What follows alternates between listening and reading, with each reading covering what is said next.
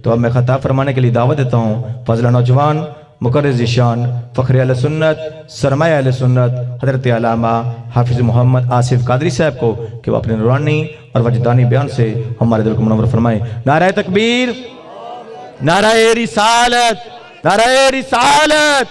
سب کچھ وار دے آقا دے نام تو تیرا نام مٹ جاوے تے پھر آکھیں، دکھاں سکھاں وچ سونے نو صدیا کر، نیڑے تیرے کو دکھ آوے تے پھر آکھیں، نعرے مار کے لنگ جائیں پول تو تینو دوزخ ڈراوے تے پھر آکھیں، کر کے چہرہ مدینہ ویکھنا سر تیری کنڈ کوئی لاوے تے پھر آکھیں۔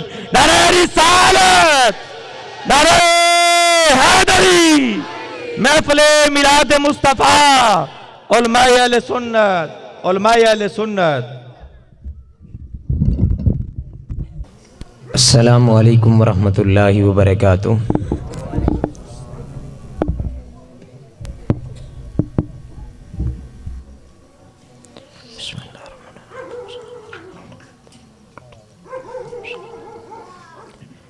نحمدہ ونصلی ونسلم علی رسولہ الکریم،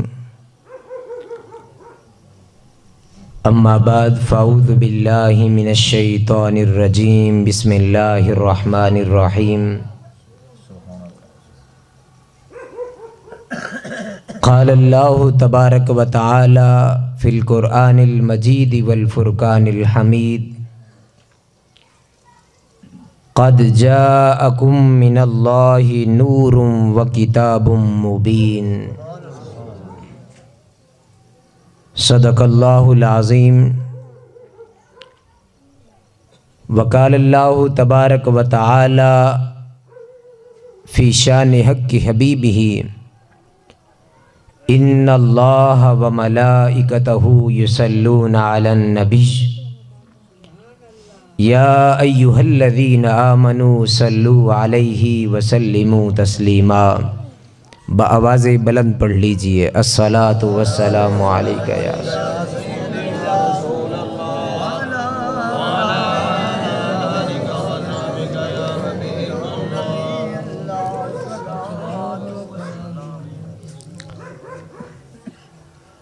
عید نبوی کا زمانہ آ گیا، لب پہ خوشیوں کا ترانہ آ گیا، ہر طرف صلی اعلیٰ کی دھوم ہے، وجد میں سارا زمانہ آ گیا، اور آج چمکا دو درو دیوار کو، آج چمکا دو درو دیوار کو، عاشقوں کا دن سہانا آ گیا۔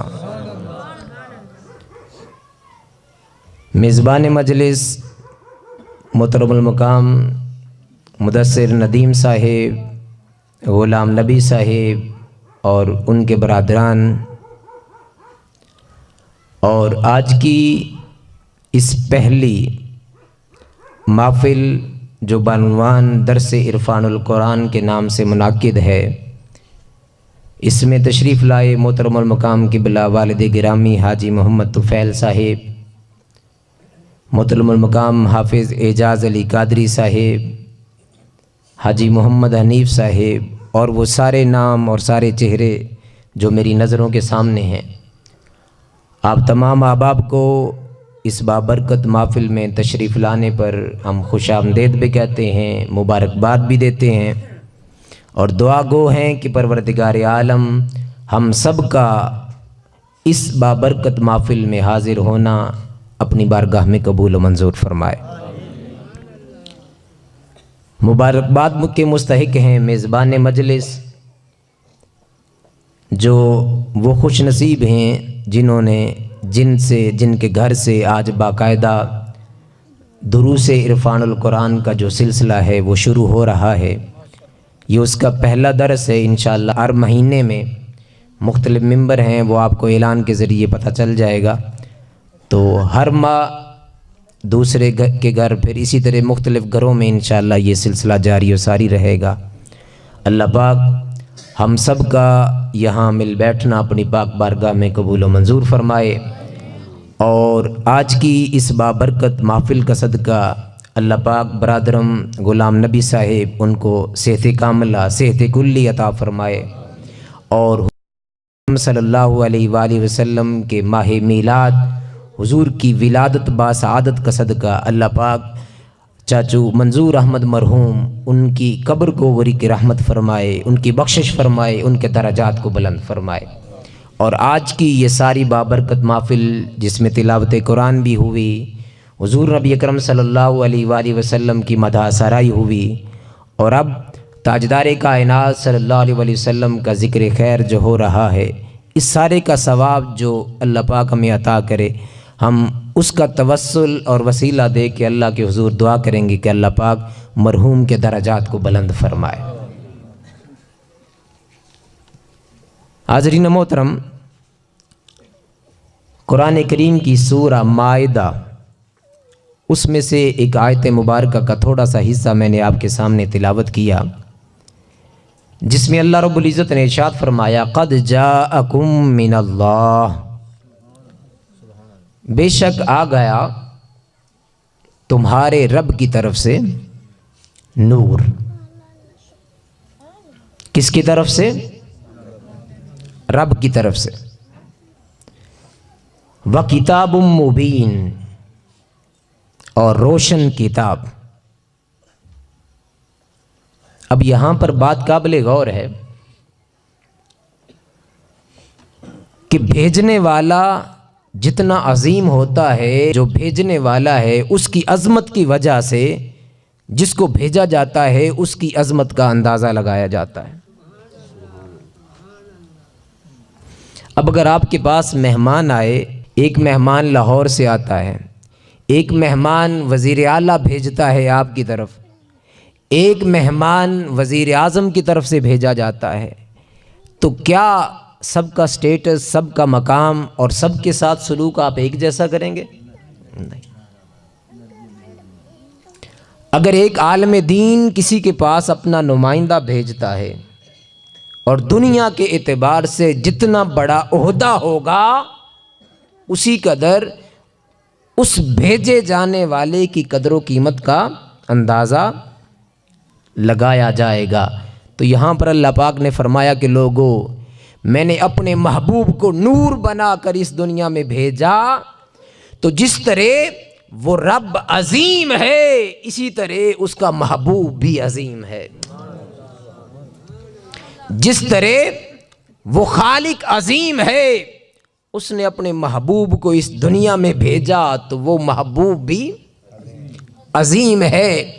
جس طرح وہ رب لا ریب ہے، لا شریک ہے، وہ بے مثل بے مثال ہے، اسی طرح جب اس نے اپنے محبوب کو اس دنیا میں بھیجا تو محبوب کو بھی بے مثال بنا کر بھیجا، محبوب کو بھی بے مثال بنا کر بھیجا۔ اور وہ ساری عظمتیں، وہ ساری شانیں جو اللہ پاک نے مختلف انبیاء کرام کو عطا کی تھیں، جب حضور نبی اکرم صلی اللہ علیہ وآلہ وسلم کو اس دنیا میں مبعوث کیا تو ان ساری شانوں، بلکہ ان سے بڑھ کر حضور کو شانیں عطا کر کے اس دنیا میں حضور کو مبعوث فرمایا۔ اب ہم دیکھتے ہیں کہ رب تعالیٰ نے حضرت آدم علیہ السلام سے جو نبوت کا سلسلہ شروع ہوا ظاہراً، یوں تو تاجدار کائنات صلی اللہ علیہ وآلہ وسلم کی ذات مبارکہ وہ ہے کہ حضور کو رب کائنات نے اس وقت تخلیق فرمایا جب کائنات کی کوئی بھی شے وجود میں نہیں آئی تھی۔ حدیث قدسی ہے کہ تاجدار کائنات صلی اللہ علیہ وسلم نے ارشاد فرمایا اول ما خلق اللہ نوری ومن نوری خلق جمیع الکائنات، کہ سب سے پہلے رب تعالیٰ نے میرے نور کو تخلیق فرمایا اور پھر میرے نور سے رب تعالیٰ نے ساری کائنات کو سجا دیا۔ یوں تو اس وقت سے حضور نبی ہیں جب حضرت آدم علیہ السلام ابھی مٹی اور روح کے درمیان تھے، اس وقت سے حضور نبی ہیں، مگر ظاہری طور پر تاجدار کائنات صلی اللہ علیہ وآلہ وسلم سب سے آخر اس دنیا میں تشریف لائے، اس دنیا میں سب سے آخر پر تشریف لائے۔ کیوں؟ اس لیے کہ جو مہمان خصوصی ہوتا ہے وہ ہمیشہ آخر پر آتا ہے۔ حضرت آدم علیہ السلام آئے، وہ بھی بتاتے رہے کہ میرے بعد ایک نبی آئے گا۔ حضرت موسیٰ علیہ السلام آئے، حضرت یوسف علیہ السلام آئے، حضرت یعقوب علیہ السلام آئے، یہ مختلف انبیاء کرام اس دنیا میں تشریف لاتے رہے اور بتاتے رہے کہ ایک نبی آئے گا، اللہ پاک اس کو عظمتیں اتنی عطا کرے گا، ان کو مقام اتنے عطا کرے گا، ان کو درجے اتنے عطا کرے گا، ان کو معجزات اللہ پاک اس قدر عطا کرے گا۔ سارے نبی اپنی امتوں کو یہ خوشخبری سناتے رہے، اور جب حضرت موسیٰ علیہ السلام کی باری آئی، جب انہوں نے تاجدار کائنات کی عظمتوں کا تذکرہ سنا، جب انہوں نے تاجدار کائنات کی امت کا تذکرہ سنا، تو عرض کیا باری تعالیٰ میری یہ خواہش ہے کہ حضور نبی اکرم صلی اللہ علیہ وآلہ وسلم کی امت سے اٹھانا۔ پھر حضرت عیسیٰ علیہ السلام نے اللہ کے حضور التجا کی کہ باری تعالیٰ وہ محبوب پیغمبر جن کو تو اس دنیا میں بھیجنے والا ہے، جن کی امت کا بھی مقام عظیم ہے، جس امت کا مقام عظیم ہے اس نبی کی عظمت کا عالم ہی کیا ہوگا۔ باری تعالیٰ اس عظیم نبی کی امت میں سے مجھے بھی پیدا فرمانا۔ چنانچہ حضرت عیسیٰ علیہ السلام کو یہ اعزاز حاصل ہوا کہ اب وہ تاجدار کائنات صلی اللہ علیہ وآلہ وسلم کی امت میں سے آئیں گے۔ اب نبی اپنا مقام چھوڑ کر کس کی خواہش کر رہا ہے؟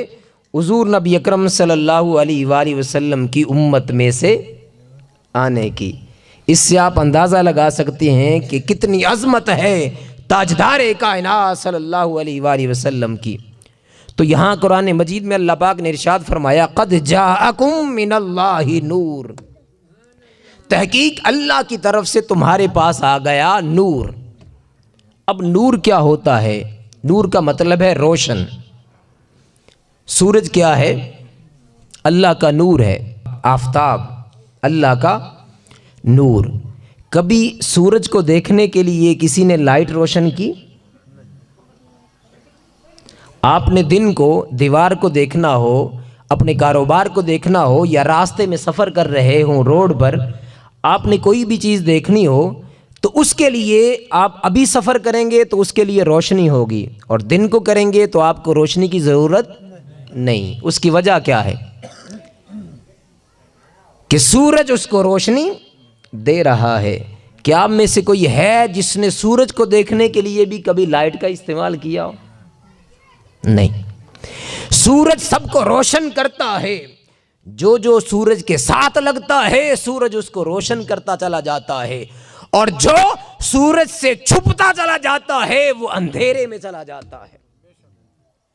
جوں جوں کوئی اس روشنی کے قریب ہوتا ہے وہ سورج اس کو منور کر دیتا ہے، اور جوں جوں اس روشن سورج سے کوئی دور ہوتا چلا جاتا ہے اس پر اندھیرا چھانا شروع ہو جاتا ہے۔ قربان جائیے تاجدار کائنات کی عظمت پر بغیر تشبیہ اور مثال کے۔ اللہ پاک نے فرمایا کہ محبوب ہم نے آپ کو نور بنا کر اس دنیا میں بھیجا، کہ نور وہ ہوتا ہے جو دوسروں کو روشن کرتا ہے، نور وہ ہوتا ہے جن کے ذریعے دوسروں کو رہنمائی ملتی ہے، نور وہ ہوتا ہے جس کے ذریعے دوسروں کو راستے کا علم ہوتا ہے، نور وہ ہوتا ہے جس کے ذریعے لوگوں کو ہدایت ملتی ہے، نور وہ ہوتا ہے کہ لوگ اندھیرے میں ہوتے ہیں، در در کی ٹھوکریں کھاتے ہیں، انہیں منزل نہیں ملتی، نور کا یہ کام ہے کہ ان کو منزل تک پہنچاتا ہے۔ اے میرے محبوب ہم نے آپ کو نور بنا کر بھیجا کہ جس طرف آپ چلتے چلے جائیں گے لوگوں کو ہدایت ملتی چلی جائے گی۔ فرمایا کہ محبوب قد جاءکم من اللہ نور، ہم نے آپ کو نور بنا کر اس دنیا میں بھیجا۔ اب نور کا کیا کام ہے کہ جو جو اس کے ساتھ جڑ جاتا ہے اس کو وہ منور کر دیتا ہے۔ اب حضور تو منور ہیں، اس میں کسی کو شک ہے نہیں۔ ہم میں سے ہر کسی کا سایہ ہے، ہم چلتے ہیں، جب سورج کے آگے رک جاتے ہیں تو ہمارا سایہ بن جاتا ہے، ہماری ڈپلیکیٹ تیار ہو جاتی ہے۔ اس کی وجہ کیا ہے کہ ہمارا جسم غیر شفاف ہے، یعنی روشنی ہمارے جسم سے گزر نہیں سکتی۔ مگر قربان جائیے تاجدار کائنات کی عظمت پر کہ حضور کا جسم اطہر اتنا شفاف، اتنا منور، اتنا نفیس تھا کہ سورج کی شعاعیں بھی تاجدار کائنات کے جسم سے گزر کر آگے گزر جاتی، حضور کا سایہ نہ بنتا، حضور کا سایہ نہ بنتا۔ منور اتنے کہ مکھی حضور کے جسم پاک پہ نہ بیٹھتی۔ اور پھر تاجدار کائنات اتنے مطہر، اتنے نفیس، اتنے منور تھے کہ تاجدار کائنات کے جسم اطہر سے نکلنے والا پسینہ اس سے بھی خوشبوئیں آتی۔ صحابہ کرام کا معمول تھا کہ جب کسی کو عطر کی ضرورت ہوتی، خوشبو کی ضرورت ہوتی، تو صحابہ کرام حضور کے جسم اطہر سے وہ پسینہ بوتل میں محفوظ کر لیتے اور بعد ازاں اس کو خوشبو کے طور پر استعمال کرتے، خوشبو کے طور پر استعمال کرتے۔ تاجدار کائنات کا جسم اللہ پاک نے اتنا منور اور روشن بنایا۔ تو میں عرض یہ کر رہا تھا حضور خود منور ہیں، مگر قربان جائیے کہ جو حضور سے جڑ گیا وہ بھی منور ہو گیا۔ اب حضور کہاں آرام فرما ہے؟ مدینہ میں، اور اس کا نام کیا ہے؟ مدینۃ المنورہ۔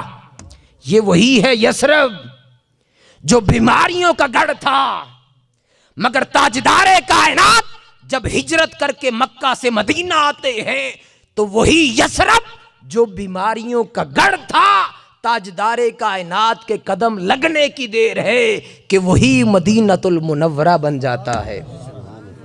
اور پھر تاجدار کائنات جس زمین پر چلتے ہیں، جس دھرتی پر اپنا قدم رکھتے ہیں، رب اس کی قسمیں اٹھاتا ہے کہ لا اقسم بہذا البلد وانت حل بہذا البلد ووالد وما ولد۔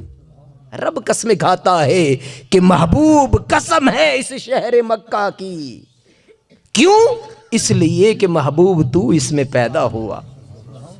باری تعالی کیا تو اس وجہ سے اس مکہ کی قسم کھاتا ہے کہ تیرا گھر خانہ کعبہ ہے؟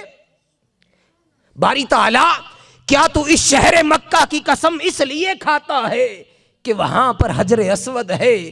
کیا تو اس لیے اس شہر مکہ کی قسم کھاتا ہے کہ وہاں زمزم کا کنواں ہے؟ باری تعالی کیا تو اس شہر مکہ کی قسم اس لیے کھاتا ہے کہ وہاں پر صفا اور مروہ ہے؟ فرمایا کہ نہیں، میں اپنے گھر خانہ کعبہ کی وجہ سے اس شہر مکہ کی قسم نہیں کھاتا، میں صفا اور مروہ کی وجہ سے اس شہر مکہ کی قسم نہیں کھاتا، میں قسم کھاتا ہوں تو فقط اس لیے کہ محبوب تو اس شہر مکہ میں رہتا ہے، تیرا گھر اس شہر مکہ میں ہے، تو پیدا اس شہر مکہ میں ہوا، تو خرام ناز اس شہر مکہ میں کرتا ہے۔ اور پھر فرمایا کہ میں اس شہر مکہ کی قسم نہیں کھاؤں گا۔ ایک معنی اس کا یہ ہے کہ میں اس شہر مکہ کی قسم نہیں کھاؤں گا۔ کب؟ جب محبوب تو مکہ سے ہجرت کر کے مدینہ چلا جائے گا۔ جب تو مدینہ چلا جائے گا تو پھر میں قسم کھاؤں گا مدینے کی۔ کیوں؟ کہ اس لیے کہ مدینہ محبوب اب تیرا مسکن ہے، تیرا گھر ہے، تیرے رہنے کی جگہ ہے۔ تو میں عرض یہ کر رہا تھا کہ وہی شہر جو پہلے بیماریوں کی اماجگاہ تھا، حضور کے قدم لگے وہی منورہ ہو گیا، وہی روشن ہو گیا، وہی منور ہو گیا۔ اور پھر محبوب کے قدم جس جگہ لگے اللہ پاک نے اس کو جنت بنا دیا، جنت البقیع۔ حضور کے قدم لگنے کی دیر ہے۔ اور پھر تاجدار کائنات جہاں پر جلوہ افروز ہیں گنبد خضرا، اللہ پاک نے ملائکہ کی ڈیوٹی لگا دی کہ صبح شام جاؤ اور میرے محبوب تاجدار کائنات صلی اللہ علیہ وسلم کے روضہ کے ارد گرد چکر لگاؤ اور حضور کی بارگاہ میں جا کر سلام عرض کرو۔ آئیے دیکھتے ہیں کہ حضرت ابو بکر صدیق رضی اللہ تعالیٰ عنہ آج ہر کوئی ان کو جانتا ہے، ادب سے نام لیتا ہے. کس وجہ سے؟ ابو بکر کا اتنا مقام ہے. یا عمر فاروق، وہ پہلے عمر فاروق جو چرواہے تھے، اونٹ چرایا کرتے تھے، وہ ایک روز فرمانے لگے اپنے آپ سے کہ اے عمر، تیرا مقام تو یہ تھا، کسی کام کا نہیں تھا، باپ نے سزا کے طور پر اونٹوں کے پیچھے لگا دیا اور اونٹ بھی قابو میں نہ آتے تھے. اے عمر، وہی ہے کہ آج کتنی بڑی سلطنت ہے، اسلامی سلطنت ہے، جس کا تو حکمران ہے. آخر کون سی چیز تھی جس چیز نے ان کو حکمران بنا دیا؟ وہی عثمان غنی، علی المرتضیٰ، کتنے نام ہیں. ان کو کس چیز نے ایک مقام دیا؟ وہ نسبت مصطفیٰ تھی. وہ تاجدار کائنات کی عظمت حضور کی ذات کے ساتھ جڑتے چلے گئے. اللہ پاک نے ان کو روشن کر دیا، ان کو منور کیا، اور ان کے مقام کو بھی اللہ پاک نے عظیم کر دیا. حضور روشن چیز کے ساتھ جو بھی چیز آئیں گے وہ کیا ہو جائے گی؟ روشن ہو جائے گی. آپ اگر بلب کے اوپر ہاتھ رکھیں، روشنی کے اوپر، تو آپ کی انگلی میں سے روشنی نکلتی ہے اور وہ خون نظر آنے لگ جاتا ہے. وہ کیا اس انگلی کا کمال ہے؟ یہ جس کے ساتھ یہ اٹیچ ہو گئی ہے، جس کے ساتھ لگ گئی ہے، اس کا کمال. آپ یہ روشنی ہے، یہ لائٹ ہے، یہ سامنے نظر آ رہا ہے بلب، یہ ظاہراً یہی لگ رہا ہے یہ اوپر جو سفید ہے اس کی روشنی ہے، مگر کیا اس کی روشنی ہے؟ نہیں. اس کے اندر جو لائٹیں ہیں وہ روشن ہو رہی ہیں، جو آپ کو روشنی دے رہی ہے. تو حضور نبی اکرم صلی اللہ علیہ وآلہ وسلم، آپ کو اللہ پاک نے نور بنا کر بھیجا، روشن بنا کر بھیجا. جو حضور کے ساتھ جڑتا چلا گیا وہ کائنات کا عظیم سے عظیم تر بنتا چلا گیا. حضرت ابو بکر صدیق حضور کی بارگاہ میں آتے ہیں، تاجدار کائنات ان کا ہاتھ پکڑ کر ان کو ابو بکر صدیق بنا دیتے ہیں. عمر تاجدار کائنات کی بارگاہ میں آتے ہیں، حضور نبی اکرم صلی اللہ علیہ وآلہ وسلم عمر سے عمر فاروق بنا دیتے ہیں.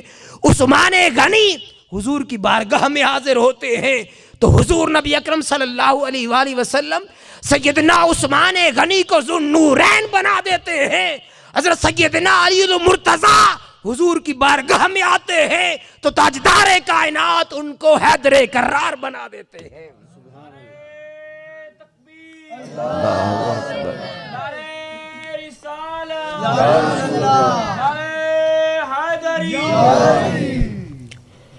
حضرت بلال جو حبشی ہیں، غلام ہیں، نہ رنگ کے اچھے، نہ ذات کے اچھے، غلام حبشی، نہ چہرہ اچھا، نہ ہونٹ اچھے، نہ دیکھنے میں اچھے، مگر جب حضور کی تابعداری میں آتے ہیں، حضور کے ساتھ حضور کی نسبت اور غلامی کا پٹا اپنے گلے میں ڈال لیتے ہیں. اسی بلال کو جب سیدنا عمر بن خطاب پکارتے ہیں تو وہ کہتے ہیں یا سیدی یا بلال، اے بلال، ہمارے سردار بلال، ہمارے سردار بلال. ارے بلال کو سیدنا بلال کس نے بنا دیا؟ تاجدار کائنات صلی اللہ علیہ وسلم کی نسبت نے بنا دیا. پھر صہیب رومی، سفیان ثوری، یہ بڑے بڑے نام، سیدنا ابو ہریرہ رضی اللہ تعالیٰ عنہ، حضرت سیدنا خالد بن ولید، سیف اللہ، یہ بڑے بڑے القاب، بڑے بڑے نام، یہ عظیم ترین انسان کس نے بنا دیا؟ تاجدار کائنات کی نسبت نے بنایا، حضور کے ساتھ جڑنے نے بنایا، حضور کے در انور سے ملنے نے بنایا. جو حضور کے قریب ہوتا چلا گیا اللہ پاک نے اس کو بھی منور اور عظیم سے عظیم بنا دیا. ابو لہب تو چچا تھا نا حضور کا، ابو جہل بھی تھا، یہ سارے لوگ تھے، یہ عظیم کیوں نہ ہوئے؟ مگر حضور کی وجہ سے مشہوری ان کو بھی مل گئی. چاہے حضور سے دشمنی کی مگر پھر بھی اللہ پاک نے ان کا حق نہیں رکھا، بلکہ ان کو بھی قیامت تک کے لیے مشہور کر دیا. ہر کوئی جانتا ہے ابو جہل ہے، ہر کوئی جانتا ہے ابو لہب ہے. اب وہ کیسے مشہور ہے؟ حضور کی عداوت میں مشہور ہے. اب کچھ اور نام بھی ہیں. حضرت عبداللہ حضور صلی اللہ علیہ وسلم کے والد گرامی، ہر کوئی جانتا ہے، بچے بچے کی زبان پہ ہے. حضرت عبداللہ کو یہ مقام کس وجہ سے ملا؟ حضور کی نسبت کی وجہ سے. آپ کی والدہ ماجدہ حضرت آمینہ رضی اللہ تعالی عنہا، ان کو مقام یہ کیسے ملا؟ حضور کی نسبت کی وجہ سے ملا. حضرت حلیمہ سعدیہ جو کمزور تھیں، غریب تھیں، بیچارہ تھیں، اب حلیمہ سعدیہ بھی گھر سے نکلتی ہے، ان کی سواری اتنی کمزور اور لاغر تھی کہ پاس سے ساری دائیاں گزر جاتی ہیں اور حلیمہ سعدیہ پیچھے رہ جاتی ہے. اب حلیمہ سعدیہ جن کے پاس نہ مال ہے نہ اچھی سواری ہے، مگر حضور نبی اکرم صلی اللہ علیہ وسلم کے ساتھ نسبت ہونے کی دیر ہے کہ قیامت تک بچے بچے کی زبان پر حضرت حلیمہ سعدیہ کے تذکرے ہیں. حضرت حلیمہ سعدیہ جب حضور نبی اکرم صلی اللہ علیہ وآلہ وسلم کو مکہ سے لے کے واپس تشریف لے جاتی ہیں، پہلے آئی تھیں تو ان کی سواری اتنی لاغر اور کمزور تھی کہ سب سے آخر پہ آئیں، اور جب حضور کو بٹھا کر واپس جاتی ہیں تو ان کی سواری میں اتنی جان آ جاتی ہے، اور وہ جان نسبت محمدی سے آتی ہے. حضور کی نسبت کی وجہ سے وہی اتنی آتی ہیں کہ ساری دائیوں کو کاٹتی ہوئی آگے نکل جاتے. تو حضرت حلیمہ سعدیہ وہ حضور کے ساتھ جڑی تو وہ بھی کائنات میں عظیم ہو گئیں، وہ بھی کائنات میں عظیم ہو گئیں. تو جو تاجدار کائنات کے ساتھ جڑتے چلے گئے، رب ان کو عظیم بناتا گیا، رب ان کو عظیم بناتا گیا.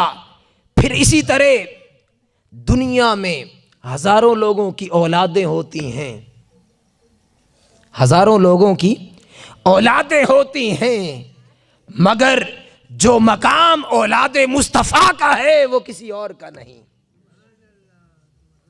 جو سید زادوں کا مقام ہے، جو تاجدار کائنات کی لخت جگر حضرت سیدہ عالم فاطمۃ الزہرا کی اولاد سیدنا امام حسن اور حسین سے جو اولاد آگے چلتی ہے، ان کو جو اللہ پاک نے نسبت محمدی کی وجہ سے جو مقام دیا وہ کسی اور کو عطا نہیں ہوا.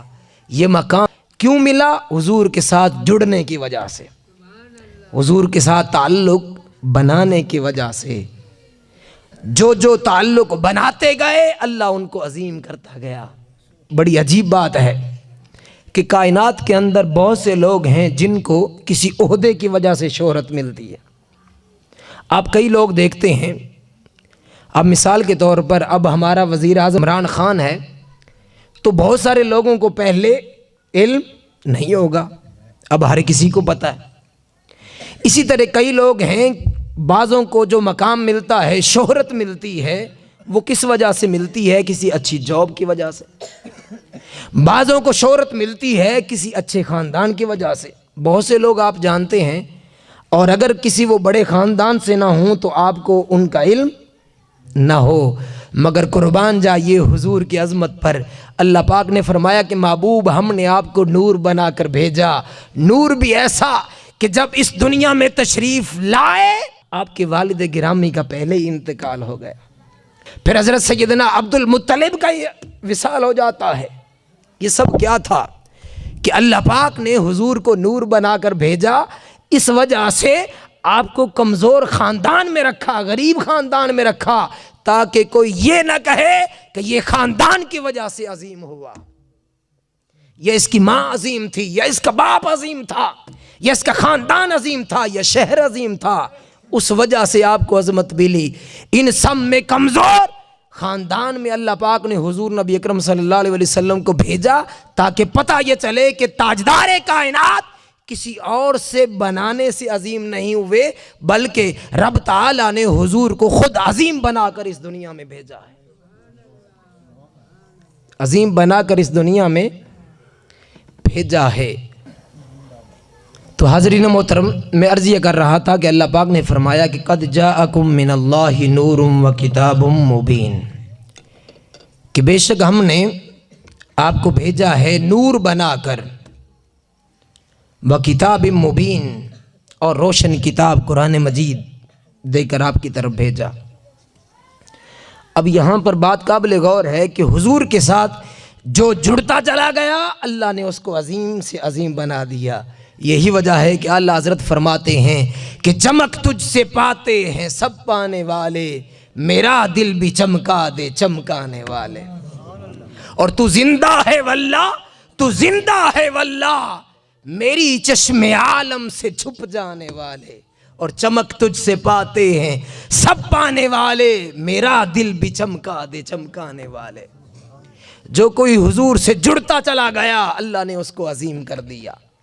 और फिर अगली बात जो काबिल गौर है, अल्लाह पाक ने इरशाद फरमाया क़द जाअकुम मिनल्लाहि नूर व किताबिम मुबीन, कि मैंने आपको भेजा, बेशक अल्लाह ने तुम्हारी तरफ ए लोगों भेजा हुजूर नबी अकरम सल्लल्लाहु अलैहि वसल्लम को नूर बनाकर और रोशन किताब। अब हुजूर का जिक्र अल्लाह पाक ने पहले क्यों किया और किताब कुरान मजीद का जिक्र अल्लाह पाक ने बाद में क्यों किया? ये बात काबिल गौर है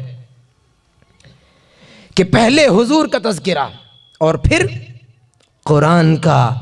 उसकी वजह यह है कि लोगों सुन लो, मैंने अपने महबूब का तज़किरा पहले किया और अपनी किताब कुरान का तज़किरा बाद में किया, कि जिनका ताल्लुक हुजूर के साथ मोहब्बत वाला हो जाएगा, जिनके दिलों में ताजदारे कायनात की मोहब्बत होगी, जिनका ताल्लुक ताजदारे कायनात के साथ मजबूत और पुख्ता होगा, उन्हीं का ताल्लुक कुरान से मजबूत होगा। जिनका ताल्लुक ताजदारे कायनात के साथ मोहब्बत वाला होगा, उन्हीं को कुरान की समझ भी आएगी, कुरान की मारिफत भी मिलेगी। जिनके दिलों में ताजदारे कायनात की मोहब्बत होगी, ताजदारे कायनात की अजमत होगी, उन्हीं को अल्लाह पाक कुरान की भी समझ अता फरमाएगा। इसलिए फरमाया कि कद जाअकुम मिनल्लाहि नूरुम व किताबुम मुबीन। अब अगर कोई ये चाहता है कि कुरान के ज़रिए उसको इल्म मिले, अगर कोई चाहता है कि उसे कुरान की हिदायत नसीब हो, अगर कोई ये चाहता है कि उसे कुरान की फहम, कुरान फहमी नसीब हो, तो उसके लिए लाजिम है कि उसके गले में ताजदारे कायनात की गुलामी का पटा हो। उसके लिए लाजिम है कि उसमें दिल में ताजदारे कायनात की मोहब्बत हो। उसके लिए लाजिम है कि उसका ताल्लुक गुंबदे खिजरा से मजबूत हो। जितना ताल्लुक हुजूर की ज़ात से पुख्ता होता चला जाएगा, उसी कदर उसको कुरान फहमी नसीब होगी। यही वजह है कि अल्लाह पाक इरशाद फरमाता है कि कुरान वो है युदिल्लु बिही कसीरम व यहदी बिही कसीरा, कि इस कुरान को बहुत से पढ़ते हैं उनको हिदायत मिल जाती है, और बहुत से हैं जो कुरान को पढ़ते हैं, इस कुरान को पढ़ने के बावजूद वो गुमराह हो जाते हैं। वो गुमराह क्यों होते हैं? इसलिए कि उनके दिलों में हुजूर की मोहब्बत नहीं होती, उनके अमल में हुजूर की मोहब्बत नहीं होती, उनके ताल्लुक में हुजूर की मोहब्बत नहीं होती।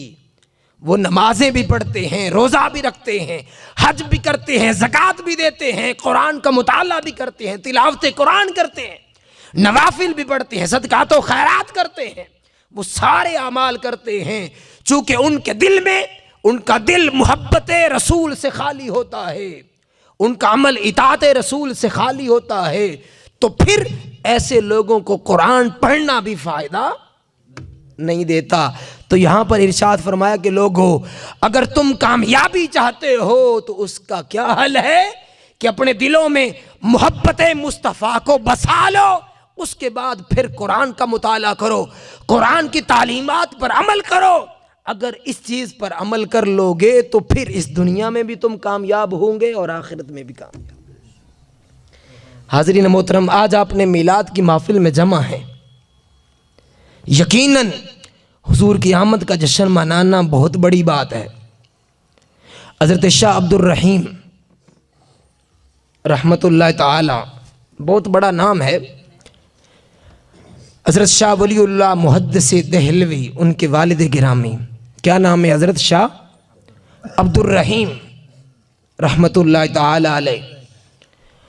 وہ اپنی کتاب حضرت شاہ ولی اللہ اپنی کتاب الدر السمین فی مبشرات الامین میں درج کرتے ہیں.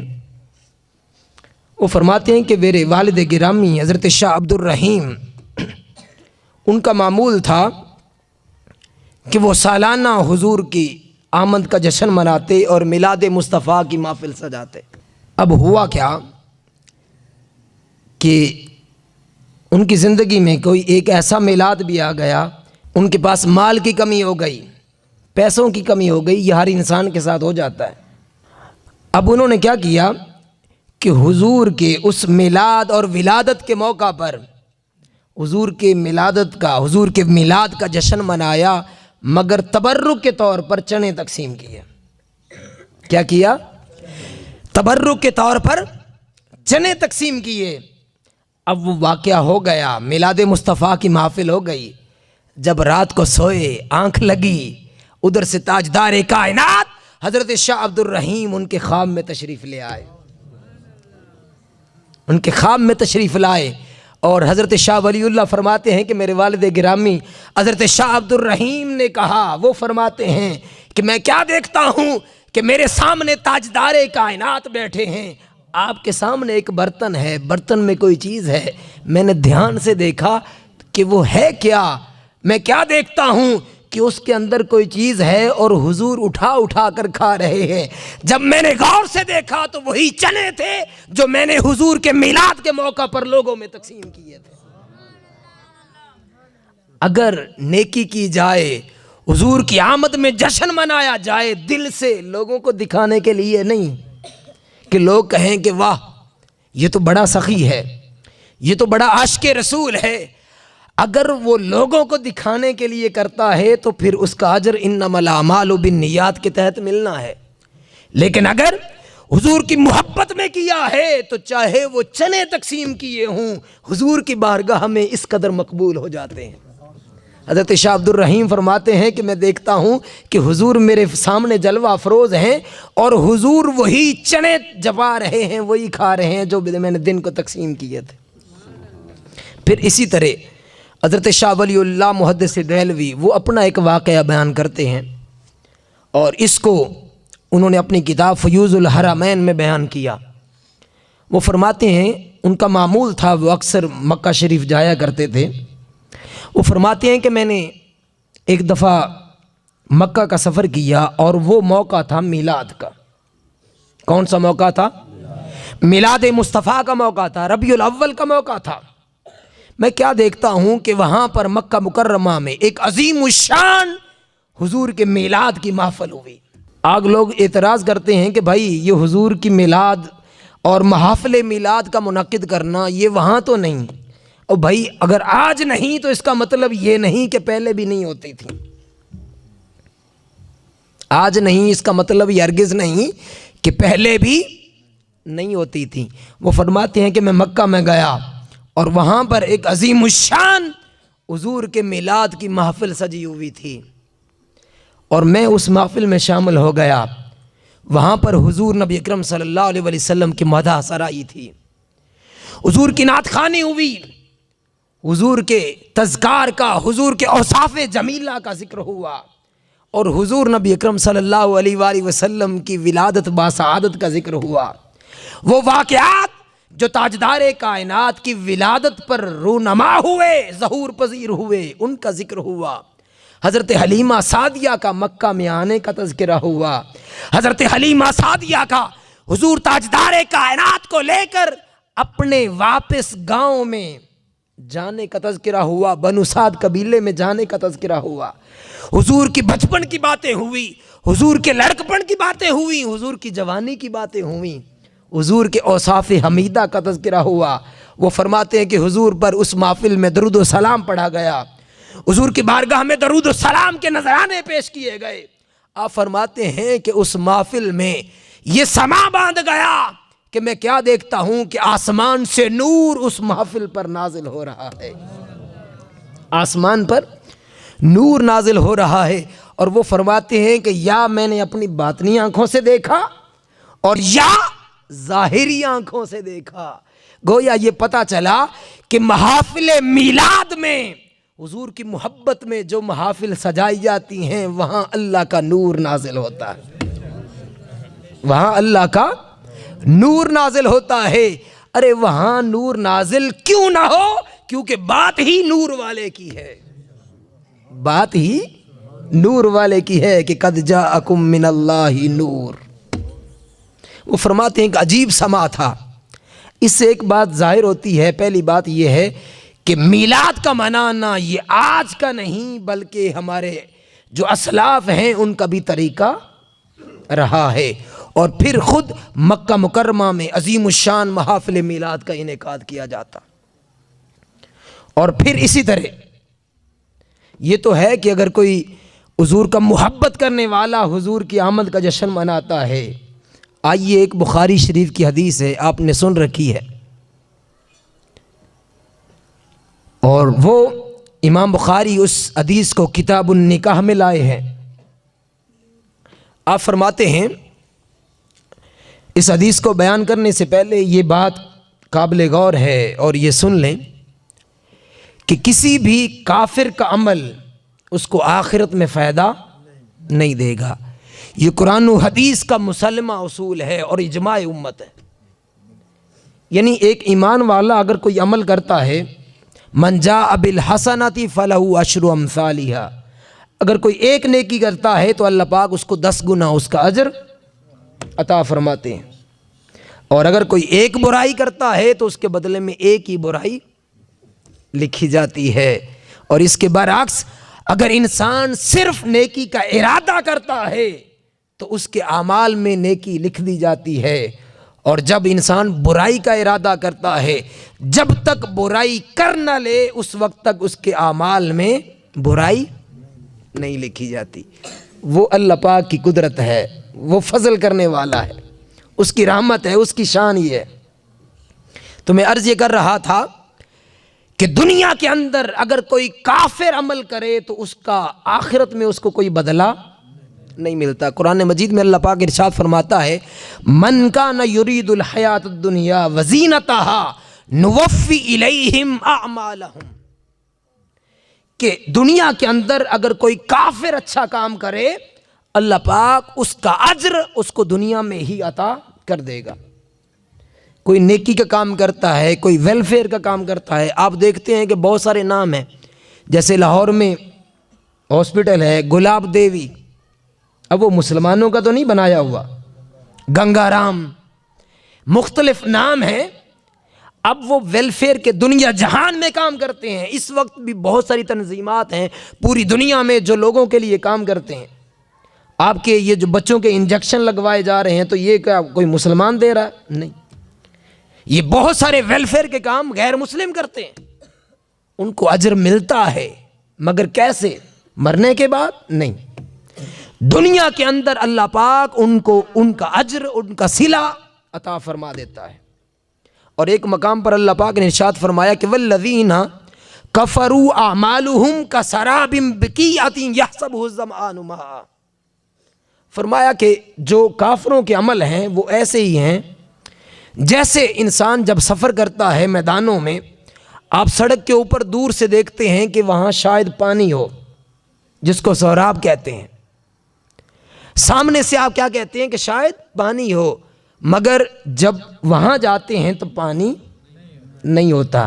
तो अल्लाह पाक फरमाता है कि काफिरों का अमल ऐसे ही है कि उनके पास उस अमल के उस नेकी के काम के पहाड़ों की मानेंद उन्होंने इकट्ठा किया होता है, मगर कल क़यामत के दिन जब अल्लाह की बारगाह में हाजिर होंगे तो उनके अमाल में कोई भी नेकी नहीं होगी और वो अपना अज्र इस दुनिया में ले चुके होंगे।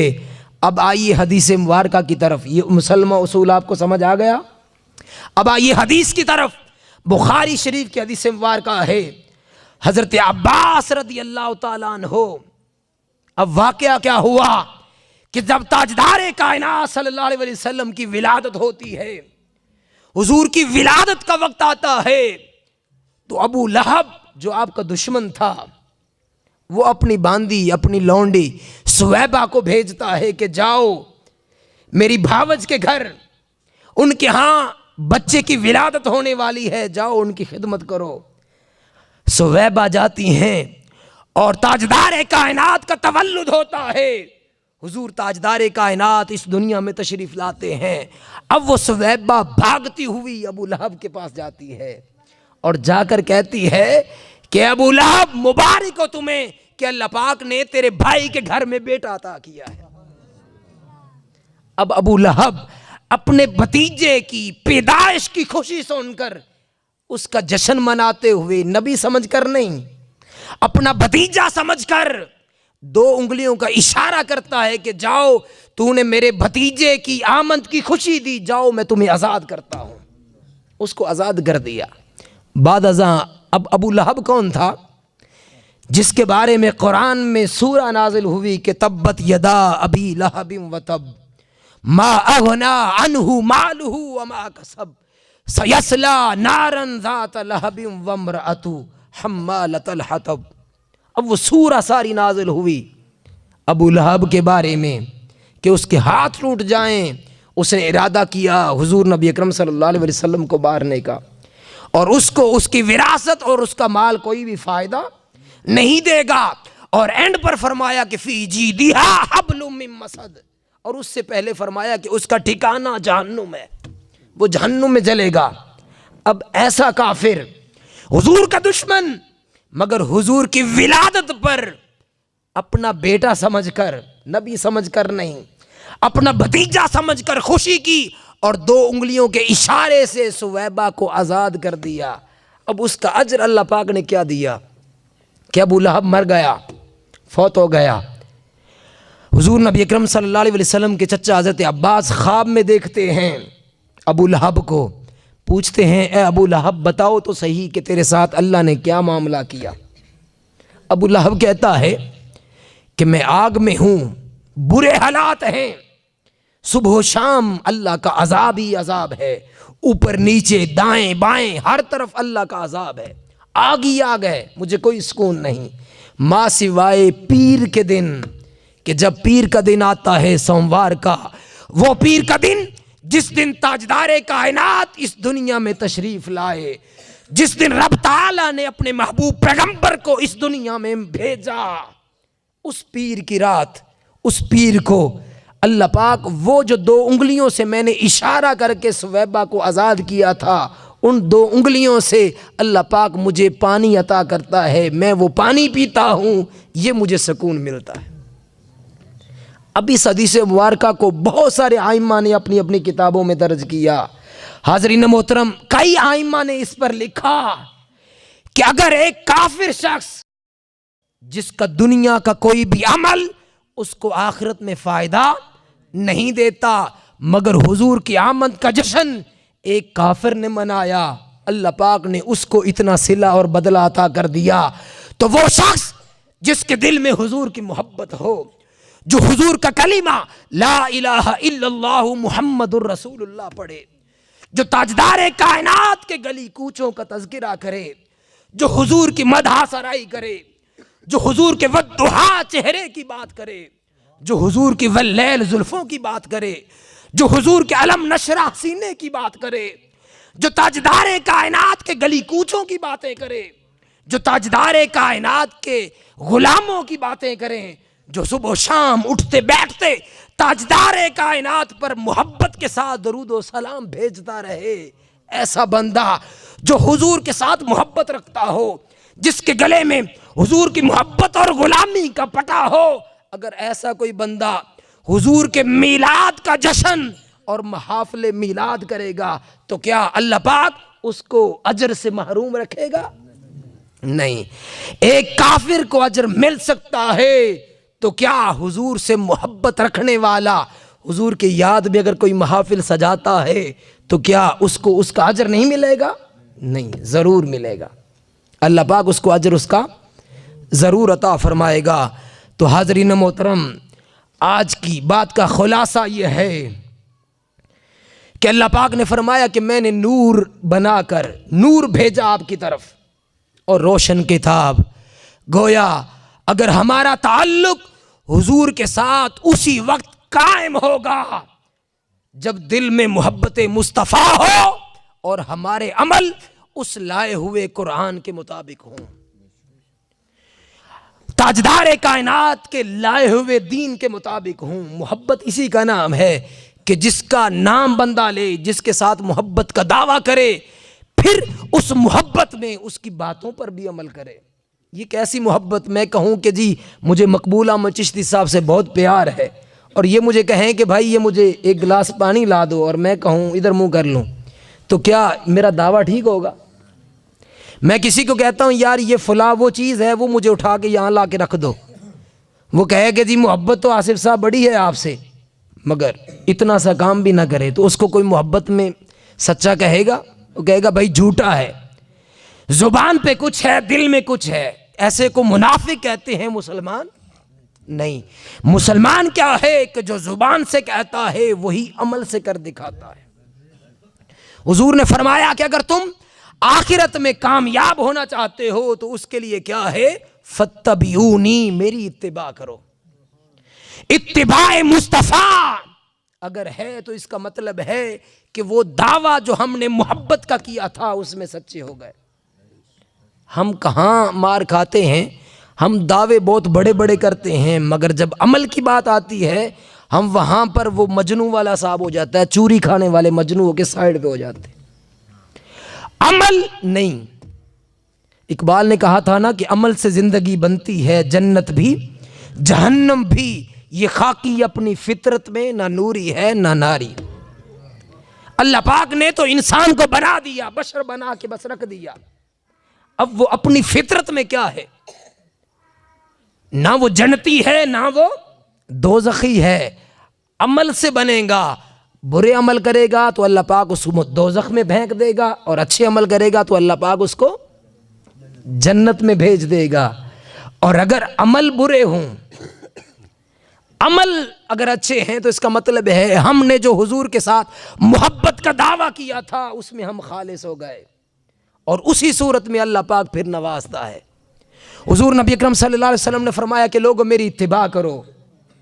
مزہ یہ ہے کہ ہم زبان سے کہیں کہ یا رسول اللہ آپ کے نام پر ہماری جان بھی قربان ہے، یا رسول اللہ صبح و شام حضور کی محبت میں گنگائیں، نعرے بھی لگائیں، یہ ایمان کا حصہ ہے۔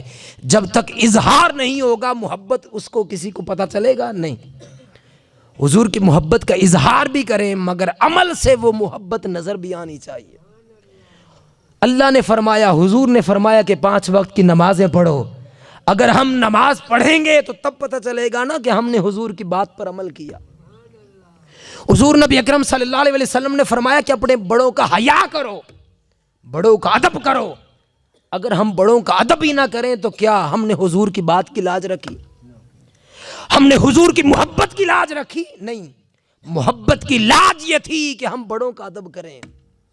حضور نبی اکرم صلی اللہ علیہ وسلم نے فرمایا کہ وہ ہم میں سے نہیں، لیس منا من لم یرحم صغیرنا ولم یعکر کبیرنا۔ فرمایا کہ وہ ہم میں سے نہیں جو بڑوں کا ادب نہیں کرتا، بڑوں کی تعظیم نہیں کرتا اور چھوٹوں پر شفقت نہیں کرتا۔ یعنی بچوں کے ساتھ ملیں، ان کے ساتھ شفقت کریں، ان کو پیار سے پیش آئیں، اوے او فلاں اس طرح کے ناموں سے نہ بلائیں بلکہ اچھے ناموں سے بلائیں۔ آپ ان کو عزت دیں گے تو کل وہ آپ کو بھی عزت دیں گے، اور اگر آپ چھوٹوں کو عزت نہیں دیں گے تو کل وہ اسی طرح آپ کو بدلہ دیں گے۔ تو حضور نے فرمایا کہ چھوٹوں پر شفقت کرو اور بڑوں کا ادب کرو۔ پھر حضور نبی اکرم صلی اللہ علیہ وسلم نے فرمایا اور قرآن نے کہا کہ تم اپنے والدین کا حیا کرو، والدین کی فرما برداری کرو۔ اگر ہم والدین کا دل دکھائیں، ان کا کہا نہ مانیں تو کیا ہم نے حضور کے ساتھ محبت کے اس دعوے کو پورا کر دیا؟ نہیں۔ حضور نبی اکرم صلی اللہ علیہ وسلم نے ہمیں سکھایا کہ ہم دوسروں کے ساتھ شفقت سے پیش آئیں، اپنے ہمسایوں کے ساتھ اچھا سلوک کریں، مگر ہم کیا کرتے ہیں؟ ہم تو صبح و شام ان کو تنگ کرنے پہ لگے ہوتے ہیں، ہم صبح و شام ان کو تکلیف دیتے ہیں۔ فرمایا کہ وہ مسلمان ہی نہیں، المسلم من سلم المسلمون من لسانہ ویدہ۔ فرمایا کہ مسلمان وہ ہے کہ جس کے ہاتھ اور زبان سے دوسرے مسلمان محفوظ رہیں۔ مگر ہم دیکھیں، کیا ہم بھی ایسے ہیں کہ ہمارے ہاتھ اور زبانوں سے دوسرے مسلمان محفوظ رہیں؟ ہو سکتا ہے کہ ہاتھ سے تو محفوظ ہو جائیں مگر زبانوں سے کوئی محفوظ نہیں۔ ہم صبح و شام گالی گلوچ دیتے ہیں، ہم صبح و شام دوسروں کی برائیاں کرتے ہیں، ہم صبح و شام دوسروں کا دل دکھاتے ہیں زبان سے۔ ابھی ہاتھ کی بات نہیں آئی، بہت کم ہوتا ہے کہ جب ہاتھ اٹھتے ہیں، اکثر لڑائیاں اسی زبان کی وجہ سے ہوتی ہیں، جھگڑے فسادات اسی زبان کی وجہ سے ہوتے ہیں۔ یہی وجہ ہے کہ حضور نبی اکرم صلی اللہ علیہ وسلم نے ارشاد فرمایا کہ انسان جو مسلمان ہے، مومن ہے، وہ کیا ہے کہ پہلے سوچتا ہے پھر بولتا ہے، اور منافق پہلے بولتا ہے پھر سوچتا ہے۔ مومن کا یہ کام ہے کہ جب بھی کسی کے ساتھ مخاطب ہو، کچھ کہنے لگے تو سوچے کہ کہیں ایسا نہ ہو کہ میرے اس جملے سے اس کی دل آزاری ہو، اس کا دل نہ دکھے، اس سے کوئی دنگا فساد نہ ہو، کوئی لڑائی جھگڑا نہ ہو۔ یعنی مومن جب بھی بات کرتا ہے فہم و فراست کے ساتھ کرتا ہے۔ یہی وجہ ہے کہ حضور نے فرمایا کہ اتقوا فراست المؤمن، کہ مومن کی فراست سے ڈرو۔ کیوں؟ کیونکہ وہ دل نہیں دکھاتا، کسی کی دل آزاری نہیں کرتا، ہمیشہ دوسروں کے ساتھ فائدے کا عمل کرتا ہے۔ اور پھر تاجدار کائنات صلی اللہ علیہ وسلم نے ارشاد فرمایا، ایک حدیث مبارکہ عرض کر کے ختم کرتا ہوں۔ ایک صحابی حضور نبی اکرم صلی اللہ علیہ وسلم کی بارگاہ میں حاضر ہوتے ہیں، وہ پوچھتا ہے یا رسول اللہ قیامت کب آئے گی؟ کیا سوال کرتا ہے کہ قیامت کب آئے گی؟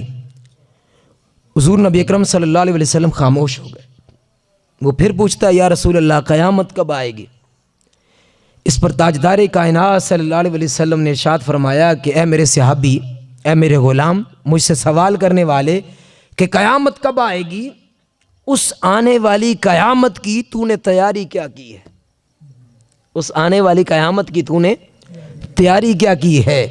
اس پر وہ صحابی عرض کرنے لگے یا رسول اللہ، میرے پلے میں کوئی بڑے اعمال تو نہیں، میں بہت بڑا پرہیزگار متقی تو نہیں، یا رسول اللہ عمل کے لحاظ سے میں کمزور ہوں، کہیں کوتاہی ہو جاتی ہے، کہیں کمی کجی رہ جاتی ہے، کہیں کمزوری رہ جاتی ہے، مگر یا رسول اللہ ایک بات میرے پاس ہے، ایک عمل میرے پاس ہے جس پہ مجھے یقین ہے کہ اسی بنا پر اللہ پاک مجھے بخش دے گا۔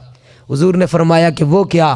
وہ صحابی عرض کرنے لگے یا رسول اللہ، میں اللہ اور اس کے رسول کے ساتھ محبت کرتا ہوں، اللہ اور اس کے رسول کے ساتھ محبت کرتا ہوں۔